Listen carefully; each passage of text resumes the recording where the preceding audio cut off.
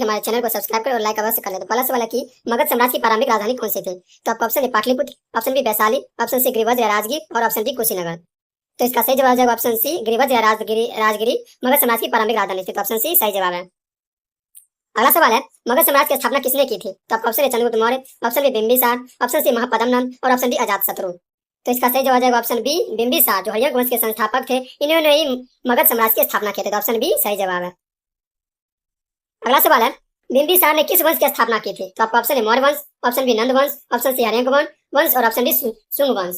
तो इसका सही जवाब है ऑप्शन सी हर्यक वंश की स्थापना की थी। तो मौर्य वंश के संस्थापक चंद्रगुप्त मौर्य थे और नंद वंश के संस्थापक महापद्मनंद थे। शुंग वंश के संस्थापक पुष्यमित्र शुंग थे।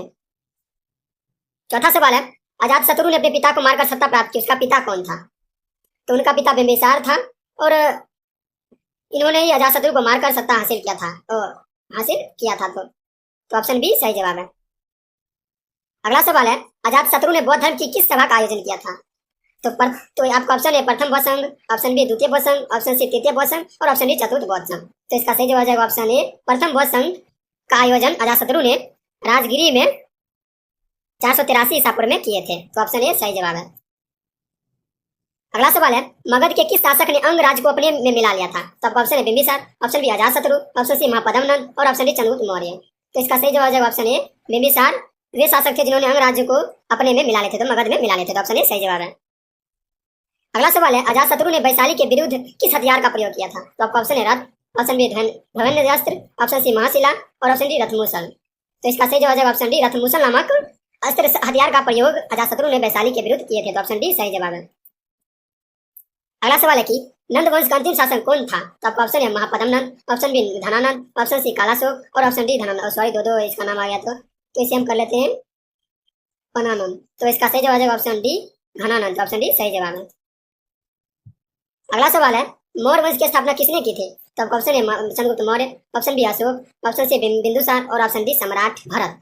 तो मौर्य वंश की स्थापना चंद्रगुप्त मौर्य ने 321 ईसा पूर्व में किए थे। तो ऑप्शन ए सही जवाब है। अगला सवाल है चाणक्य ने किस शासक को नंद वंश के खिलाफ खड़ा किया था? तो आपका ऑप्शन है Bimbisara, option B Ashoka, option C Chandragupta Maurya और ऑप्शन डी अजातशत्रु। तो इसका सही जवाब है ऑप्शन सी चाणक्य ने चंद्रगुप्त मौर्य को नंद वंश के खिलाफ खड़ा किया था। तो ऑप्शन सी सही जवाब है। अगला सवाल है बिंबिसार के समकालीन कौन से महापुरुष थे? तो आपका ऑप्शन है महावीर स्वामी और गौतम बुद्ध, ऑप्शन बी अशोक और गौतम बुद्ध, ऑप्शन सी कालिदास और चाणक्य और ऑप्शन डी गौतम बुद्ध और चाणक्य। तो इसका सही जवाब है ऑप्शन ए महावीर स्वामी और गौतम बुद्ध बिंबिसार के समकालीन थे। तो ऑप्शन ए सही जवाब है। अगला सवाल है मगध की शक्ति के उन्नयन में सबसे महत्वपूर्ण योगदान किसका था? तो आपका ऑप्शन है भौगोलिक स्थिति का, ऑप्शन बी धार्मिक स्थिति का, नीति का, ऑप्शन सी सैन्य ताकत का और ऑप्शन डी साहित्य का। तो इसका सही जवाब है ऑप्शन ए भौगोलिक स्थिति का मगध की शक्ति के उन्नयन में महत्वपूर्ण योगदान था। तो ऑप्शन ए सही जवाब है। अगला सवाल है मगध की उन्नति के 4 कारणों में से एक कारण नहीं है। तो आपका ऑप्शन है लोहे की उपलब्धता, ऑप्शन बी उपजाऊ धरती, ऑप्शन सी समुद्री बंदरगाह और ऑप्शन डी गंगा घाटी की उपजाऊता। तो इसका सही जवाब है ऑप्शन सी समुद्री बंदरगाह। इसका सही जवाब है ऑप्शन सी सही जवाब है। अगला सवाल है हर्यक वंश के बाद कौन सा वंश सत्ता में आता है? ऑप्शन है शिशुनाग वंश, ऑप्शन बी नंद वंश, ऑप्शन सी मौर्य वंश और ऑप्शन डी शुंग वंश। तो इसका सही जवाब है ऑप्शन ए शिशुनाग वंश हर्यक वंश के बाद अपने सत्ता में आता है। तो ऑप्शन ए सही जवाब है। अगला सवाल है शिशुनाग वंश की स्थापना कहाँ थी और शिशुनाग वंश की राजधानी कहाँ थी? तो आपका ऑप्शन है Pataliputra, option B Vaishali, option C Rajgir और ऑप्शन डी उज्जैन। तो इसका सही जवाब है ऑप्शन बी वैशाली, जो शिशुनाग वंश की राजधानी थी। तो ऑप्शन बी सही जवाब है। अगला सवाल है मौर्य वंश के समय पाटलिपुत्र किस रूप में जाना जाता था? तो आपका ऑप्शन है Magadh, option B Avanti, option C Girivajra और ऑप्शन डी कुसुमपुर। तो इसका सही जवाब है ऑप्शन डी कुसुमपुर के नाम से जाना जाता था। तो ऑप्शन डी सही जवाब है। अगला सवाल है मगध के किस शासक ने उत्तर भारत का सबसे बड़ा साम्राज्य खड़ा किया? तो आपका ऑप्शन है Ashoka, option C Chandragupta Maurya, option C Ajatashatru और ऑप्शन डी महापद्मनंद। इसका सही जवाब है ऑप्शन बी चंद्रगुप्त मौर्य ने ही उत्तर भारत में सबसे बड़ा साम्राज्य खड़ा किया था। तो ऑप्शन बी सही जवाब है। अगला सवाल है चंद्रगुप्त मौर्य को ग्रीक लेखक मेगास्थनीज ने किस नाम से पुकारा? आपका ऑप्शन है Sandrocottus, option B Indica, option C Mauryas और ऑप्शन डी पोलीबोरथा। तो इसका सही जवाब है ऑप्शन ए सेंड्रोकोट्स नाम से पुकारे थे। तो ऑप्शन ए सही जवाब है। अगला सवाल है किस ग्रीक राजदूत ने चंद्रगुप्त मौर्य के दरबार का भ्रमण किया? तो आपका ऑप्शन है Herodotus, option Megasthenes, option C Ptolemy और ऑप्शन डी स्ट्रैबो। तो इसका सही जवाब हो जाएगा ऑप्शन बी मेगास्थनीज ने चंद्रगुप्त मौर्य के दरबार में भ्रमण किया और वहीं पर इंडिका नामक पुस्तक को प्रकाशित किया। तो ऑप्शन बी सही जवाब है। अगला सवाल है, मगध का सबसे शक्तिशाली राजा कौन माना जाता है? तो option A Ashoka, option B Bimbisara, option C Chandragupta Maurya और ऑप्शन डी महापद्मनंद। तो इसका ऑप्शन ए सही जवाब होगा, क्योंकि अशोक मगध का सबसे शक्तिशाली राजा माना जाता है। ऑप्शन ए सही जवाब है। अगला सवाल है कि अशोक ने कलिंग युद्ध के बाद कौन सा धर्म अपनाया? तो ऑप्शन ए वैदिक धर्म, ऑप्शन बी जैन धर्म, ऑप्शन सी बौद्ध धर्म और ऑप्शन डी शैव धर्म। तो इसका सही जवाब है ऑप्शन सी, बौद्ध धर्म को अपनाए थे। तो ऑप्शन सी सही जवाब है। अगला सवाल है, अशोक ने किस बौद्ध संगीति की अध्यक्षता की थी? तो ऑप्शन ए प्रथम, ऑप्शन बी द्वितीय, ऑप्शन सी तृतीय और ऑप्शन डी चतुर्थ। तो इसका सही जवाब है ऑप्शन सी, तृतीय बौद्ध संगीति का अध्यक्षता अशोक ने किया था, पाटलिपुत्र में किए थे। तो ऑप्शन सी सही जवाब है। अगला सवाल है, अशोक की प्रमुख उपाधि क्या थी? तो option A Dharmaraj, option B Ashoka महान, ऑप्शन सी देवाना प्रिय प्रियदर्शी और ऑप्शन डी चक्रवर्ती। तो इसका सही जवाब है ऑप्शन सी, देवाना प्रिय प्रियदर्शी अशोक की प्रमुख उपाधि थी। ऑप्शन सी सही जवाब है। और चक्रवर्ती भी अशोक को ही कहा जाता है, लेकिन ये प्रमुख उपाधि नहीं था, इसीलिए इसका ऑप्शन सी सही जवाब है। अगला सवाल है कि मगध साम्राज्य के विकास में किस नदी का विशेष योगदान था? तो आपका ऑप्शन है Yamuna, option B Saraswati, option C Ganga और ऑप्शन डी ताप्ती। तो इसका सही जवाब है ऑप्शन सी, गंगा नदी का महत्वपूर्ण योगदान था मगध साम्राज्य के विकास में। अगला सवाल है, नंद वंश को अपदस्थ करने में किसने सहायता की? तो आपका ऑप्शन है Bhrigu, option B Vishnu, option C Chanakya और ऑप्शन डी कालिदास। तो इसका सही जवाब है ऑप्शन सी, चाणक्य ने नंद वंश को हटाने में चंद्रगुप्त मौर्य की सहायता की थी। तो ऑप्शन सी सही जवाब है। अगला सवाल है, अशोक के काल की प्रमुख लिपि क्या थी? तो आपका ऑप्शन है Devanagari, option B Brahmi, option C Parsi और ऑप्शन डी खरोष्टी। तो इसका सही जवाब है ऑप्शन बी, ब्राह्मी लिपि जो अशोक की प्रमुख लिपि थी। तो ऑप्शन बी सही जवाब है। अगला सवाल है, मगध की शक्ति का प्रारंभ किस वंश के साथ हुआ? तो आपका ऑप्शन है मौर्य वंश, ऑप्शन बी शिशुनाग वंश, ऑप्शन सी हरियंक वंश और ऑप्शन डी नंद वंश। तो इसका सही जवाब है ऑप्शन ए मौर्य वंश, शक्ति का प्रारंभ मौर्य वंश से शुरुआत हुआ था। तो ऑप्शन ए सही जवाब है।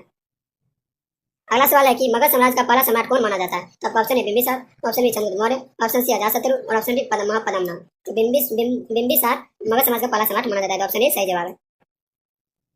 अगला सवाल है कि चंद्रगुप्त मौर्य के शासनकाल में सिक्के किस धातु के होते थे? तो आपका ऑप्शन है चांदी के, ऑप्शन बी तांबा के, ऑप्शन सी सोना के और ऑप्शन डी सीसा के। तो इसका सही जवाब है ऑप्शन ए चांदी के होते थे। तो ऑप्शन ए सही जवाब है। अगला सवाल है, अशोक के अभिलेख किन पर उत्कीर्ण थे? तो आपका ऑप्शन है ताम्र पत्रों पर, ऑप्शन बी भोज पत्रों पर, ऑप्शन सी पत्थरों स्तंभों पर और ऑप्शन डी मिट्टी की तख्तियों पर। तो इसका सही जवाब है ऑप्शन सी पत्थरों और स्तंभों पर उत्कीर्ण होते थे। तो ऑप्शन सी सही जवाब है। अगला सवाल है, मगध का पहला समाजवादी राजा कौन था? तो आपका ऑप्शन है Bimbisara, option B Ajatashatru, option C Mahapadmanabha और ऑप्शन डी चंद्रगुप्त मौर्य।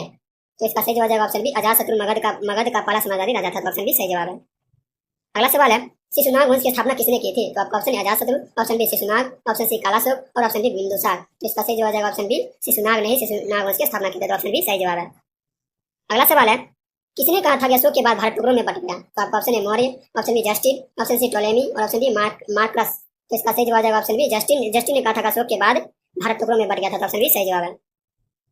अगला सवाल है, किस यूनानी राजा ने भारत पर आक्रमण किया था जब चंद्रगुप्त मौर्य सत्ता में आया? तो आपका ऑप्शन है Sikandar, option B Seleucus, option B C Kamboja और ऑप्शन डी टोलेमी। इसका सही जवाब है ऑप्शन बी सेल्यूकस निकेटर ने आक्रमण किया था। तो ऑप्शन बी सही जवाब है। अगला सवाल है, सेल्यूकस और चंद्रगुप्त मौर्य के बीच कौन सी संधि हुई थी? तो आपका ऑप्शन है पाटलिपुत्र संधि, ऑप्शन बी मैत्री संधि, ऑप्शन सी विवाह संधि और ऑप्शन डी हिंदूकुश संधि। तो इसका सही जवाब है ऑप्शन सी विवाह संधि हुआ था। तो ऑप्शन सी सही जवाब है। अगला सवाल है, बौद्ध धर्म को अशोक ने कहां से अपनाया था? तो आपका ऑप्शन है Bodh Gaya, option B Lumbini, option C Sarnath और ऑप्शन डी उपगुप्त से दीक्षा लेकर। तो इसका सही जवाब है ऑप्शन डी उपगुप्त से शिक्षा लेकर अशोक ने बौद्ध धर्म को अपनाया था। तो ऑप्शन डी सही जवाब है। अगला सवाल है, अशोक का प्रसिद्ध शिलालेख जिसमें कलिंग युद्ध का उल्लेख कहाँ स्थित है? आपका ऑप्शन है प्रयाग में, ऑप्शन बी धौली में, ऑप्शन सी पाटलिपुत्र में और ऑप्शन डी कांचीपुरम में। तो इसका सही जवाब है ऑप्शन बी धौली में स्थित है। ऑप्शन बी सही जवाब है। अगला सवाल है, अशोक के बाद मौर्य वंश का अंतिम शासक कौन था? तो आपका ऑप्शन है Brihadatta, option B Dasharatha, option C Samprati और ऑप्शन डी कुणाल। तो इसका सही जवाब है option A Brihadatta. Option A सही जवाब है। अगला सवाल है, बृहदत्त की हत्या किसने की थी? तो आपका ऑप्शन है Pushyamitra Shunga, option B Mahapadmanabha, option C Chanakya और ऑप्शन डी अशोक। तो इसका सही जवाब है ऑप्शन ए पुष्यमित्र शुंग ने बृहदत्त की हत्या कर शुंग वंश की स्थापना की थी। तो ऑप्शन ए सही जवाब है। अगला सवाल है, मगध में प्रमुख शिक्षा केंद्र कौन सा था? तो आपका ऑप्शन है Nalanda, option B Vikramashila, option C Takshashila और ऑप्शन डी वैशाली। तो इसका सही जवाब है ऑप्शन ए नालंदा विश्वविद्यालय जो मगध के प्रमुख शिक्षा के केंद्र थे। अगला सवाल है, अशोक के अभिलेख मुख्यतः किस भाषा में थे? तो आपका ऑप्शन है Sanskrit, option B Hindi, option C Prakrit और ऑप्शन डी बाली। तो इसका सही जवाब है ऑप्शन सी प्राकृत भाषा में थे। तो ऑप्शन सी सही जवाब है। अगला सवाल है, किस मौर्य शासक को बौद्ध धर्म का प्रचारक कहा जाता है? तो आपका ऑप्शन है Bindusara, option B Chandragupta Maurya, option C Ashoka और ऑप्शन डी दशरथ। तो इसका सही जवाब है ऑप्शन सी अशोक को मौर्य शासक का बौद्ध धर्म का प्रचारक कहा जाता है। तो ऑप्शन सी सही जवाब है। अगला सवाल है, मगध साम्राज्य की सबसे बड़ी ताकत क्या थी? तो आपका ऑप्शन है लोहे का, ऑप्शन बी गजसेना, ऑप्शन सी नौसेना और ऑप्शन डी दासबल। तो इसका सही जवाब आ जाएगा ऑप्शन बी गज सेना, जो मगध साम्राज्य की सबसे बड़ी ताकत थी। तो ऑप्शन बी सही जवाब है। अगला सवाल है, अशोक ने किस देश में बौद्ध धर्म का प्रचार किया? तो आपका ऑप्शन है श्रीलंका, ऑप्शन बी चीन, ऑप्शन सी यूनान और ऑप्शन डी अफगानिस्तान। तो इसका सही जवाब आ जाएगा ऑप्शन ए श्रीलंका में अशोक ने बौद्ध धर्म का प्रचार किया था। तो ऑप्शन ए सही जवाब है। अगला सवाल है, अशोक के पुत्र का नाम क्या था जो बौद्ध प्रचारक था? तो आपका ऑप्शन है Dasharatha, option B Devavarman, option C Mahendra और ऑप्शन डी सम्राट। तो इसका सही जवाब आ जाएगा ऑप्शन सी महेंद्र, जो अशोक के पुत्र का नाम था जो श्रीलंका में बौद्ध प्रचार के लिए गए थे। तो ऑप्शन सी सही जवाब है। अगला सवाल है, अशोक की पुत्री का नाम क्या था? तो आपका ऑप्शन है Sanghamitra, option B Yashomati, option C Bindumati और ऑप्शन डी वैशाली। तो इसका सही जवाब आ जाएगा ऑप्शन ए संघमित्रा अशोक की पुत्री का नाम था जो जिन्होंने श्रीलंका में बौद्ध धर्म के प्रचार के लिए गए थे। तो ऑप्शन ए सही जवाब है। अगला सवाल है, प्रथम बौद्ध संगीति कहाँ हुई थी? तो आपका ऑप्शन है वैशाली में, ऑप्शन बी पाटलिपुत्र में, ऑप्शन सी राजगिरी में और ऑप्शन डी कुशीनगर में। तो इसका सही जवाब आ जाएगा ऑप्शन सी राजगीर में हुआ था और उस समय के शासक अजातशत्रु थे। अगला सवाल है, अशोक ने किस सभा में तृतीय बौद्ध संघ का आयोजन किया? तो आपका ऑप्शन है Kushinagar, option B Pataliputra, option C Sarnath और ऑप्शन डी नालंदा। तो इसका सही जवाब आ जाएगा ऑप्शन बी पाटलिपुत्र में तीसरे बौद्ध संघ का आयोजन किया था। ऑप्शन बी सही जवाब है। अगला सवाल है, अशोक के समय में किस यूनानी राजा के साथ संबंध थे? तो आपका ऑप्शन है Antiochus, option B Sikandar, option C Ptolemy और ऑप्शन बी मिनार्डर। तो इसका सही जवाब आ जाएगा ऑप्शन है एंटियोकस का संबंध अशोक के समय में यूनानी राजा से था। तो ऑप्शन ए सही जवाब है। और आज का आखिरी सवाल है कि मगध साम्राज्य का उत्थान कब हुआ? तो आपका ऑप्शन है 6ठी शताब्दी सदी ईसा पूर्व में, ऑप्शन बी पहली सदी ईसा पूर्व में, ऑप्शन सी दूसरी सदी ईसा पूर्व में और ऑप्शन डी चौथी सदी ईसा पूर्व में। तो इसका सही जवाब आ जाएगा ऑप्शन ए 6ठी शताब्दी ईसा पूर्व मगध समाज का उत्थान हुआ था। तो आज का वीडियो यहीं पर समाप्त होता है। अगर वीडियो अच्छा लगे तो हमारे चैनल को लाइक करें, सब्सक्राइब करें और शेयर जरूर कर दें ताकि आगे आने वाले वीडियो को आप इसी प्रकार से देख सकें।